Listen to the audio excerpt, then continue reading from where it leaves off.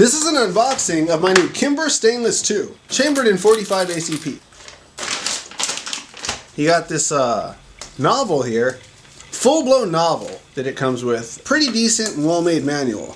They put a little bit of effort into this one. If you don't feel like traversing the novel looking for the cleaning instructions, or, just simply referring to the table of contents, cleaning instructions on one side, lubing on the other. That's pretty simple.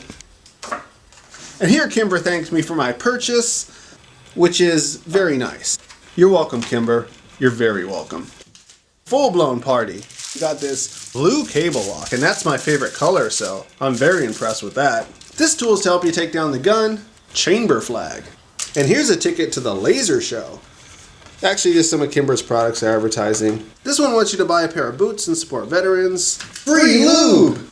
I think this one is cleaning and lube. That's pretty awesome. Check this out. They give you a sticker. That's fun. I like stickers. I always like stickers. This one wants you to join the NRA.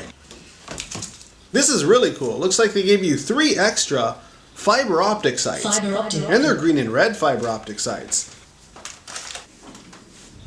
So just a brief overview of what I think of the gun. A few of the main things that stand out right away. I love this design. 5-inch barrel. This rubber grip is really grippy. I like it. If you look on Kimber's website or pretty much anywhere online, this model always has these grips, which actually kind of looks nicer. This gun does grip very nice. Thumb over the safety for just some added stability. Fiber optic front sight. Look how good looking this trigger is. Made in Yonkers like Bobby Axelrod. I've always wanted a 1911. I've shot them but never owned one. So this obviously isn't an in-depth review, just an unboxing and a very brief overview. There's a lot of talk about the 1911's reliability. I just got this, I've only shot it once, and I only put about 50 rounds through it. And the results were pretty interesting.